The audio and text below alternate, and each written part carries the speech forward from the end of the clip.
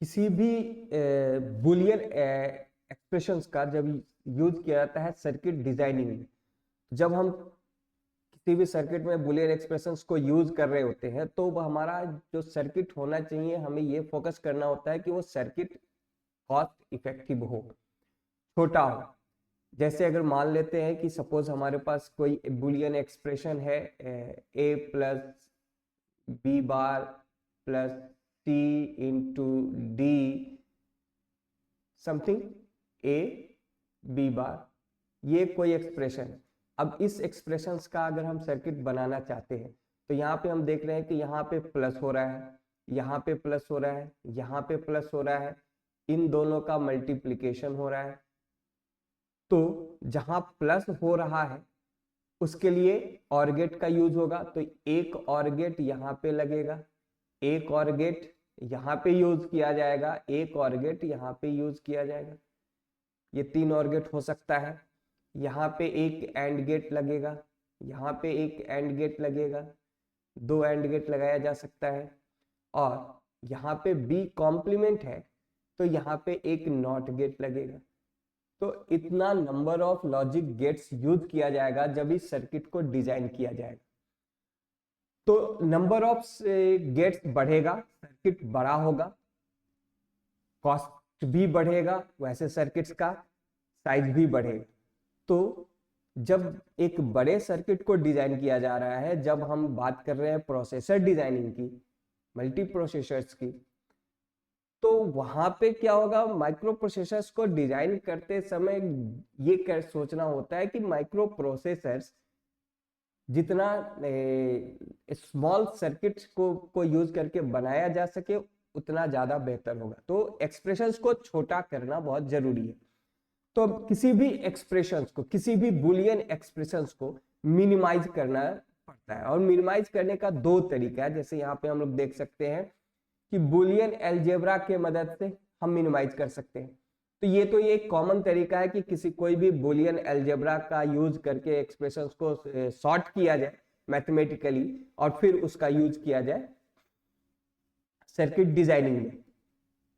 तो ये एक प्रोसेस लेंदी भी हो सकता है, मिनिमाइजेशन में थोड़ा प्रॉब्लम भी आ सकता है। और एक दूसरा तरीका होता है के मैप के मदद से।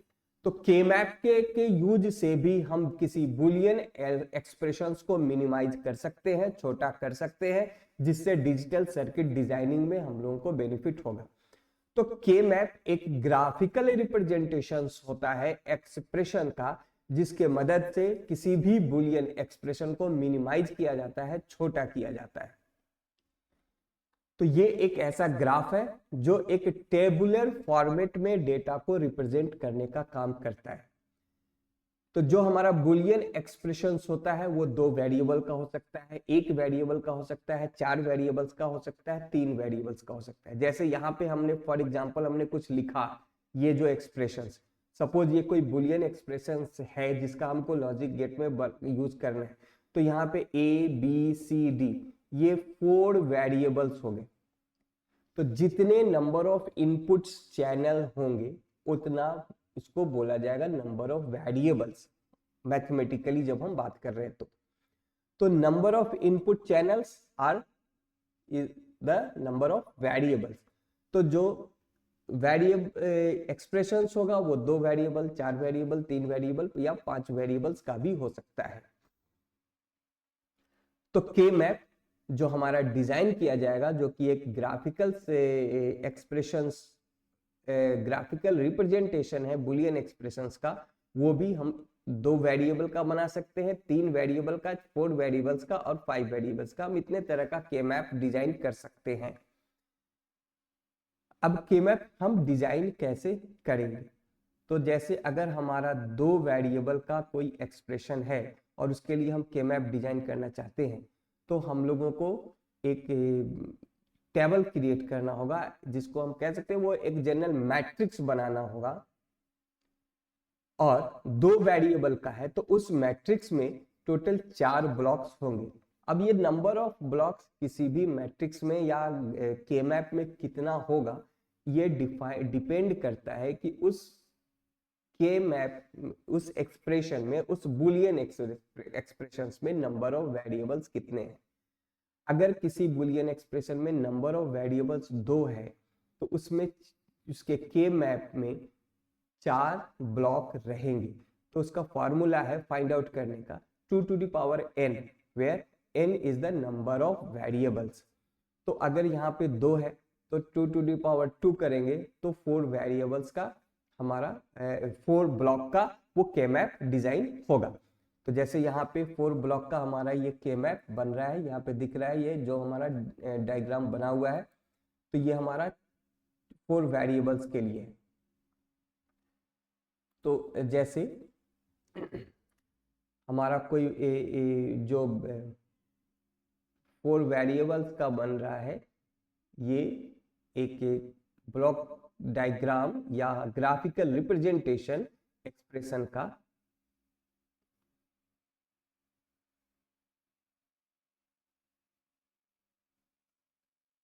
तो इसमें हम 4 ब्लॉक्स बना रहे हैं।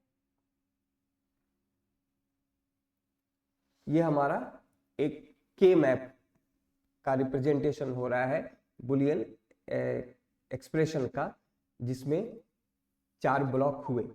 अब हमारा जो 2 वेरिएबल का के मैप है, तो 2 वेरिएबल हमारा ए और बी, ये हमारा 2 वेरिएबल हो सकता है बुलियन एक्सप्रेशन में। सपोज हमारा कोई एक्सप्रेशन है ए प्लस बी, इसी को हम सिंप्लीफाई करना चाहते हैं, इसी को हम मिनिमाइज करना चाहते हैं।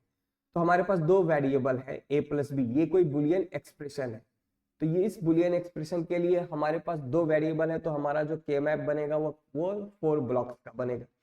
अब इन ए और बी को इस के मैप में रिप्रेजेंट करना है, तो अब कैसे रिप्रेजेंट करेंगे? हम यहाँ पे ए लिख रहे हैं और यहाँ पे बी लिख रहे हैं।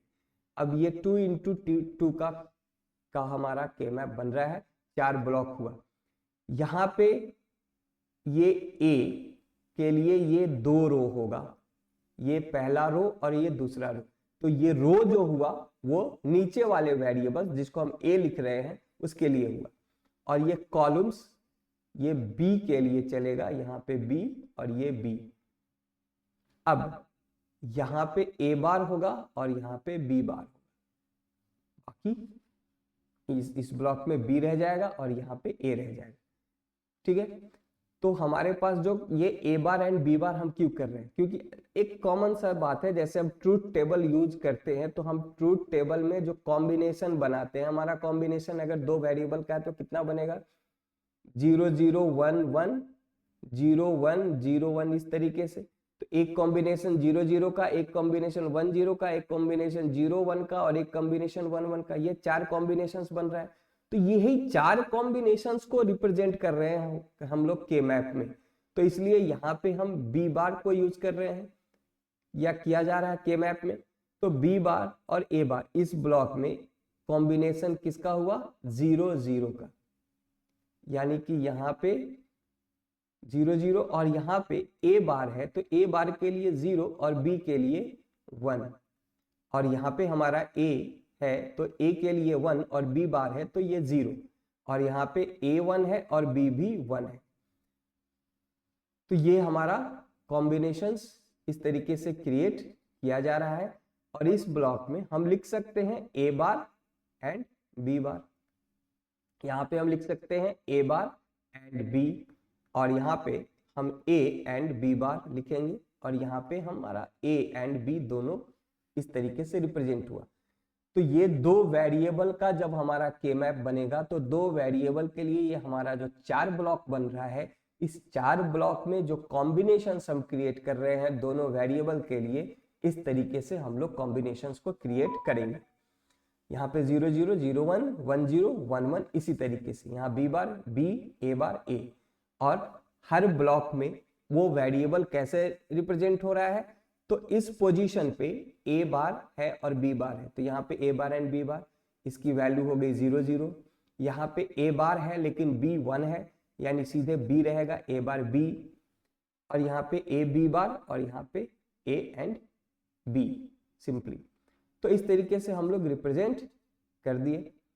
अब ये जो 0 0 है इसको अगर हम कन्वर्ट करते हैं डेसिमल में तो इस ब्लॉक का वैल्यू कितना बनता है 0। यहाँ पे 0 और 1 है, 0 1, यानी इस ब्लॉक का वैल्यू कितना हो रहा है 1। यहाँ पे 1 0, तो इस ब्लॉक का वैल्यू डेसिमल में कन्वर्ट किया जाए तो कितना आएगा 2, एंड इस ब्लॉक का वैल्यू आएगा 3।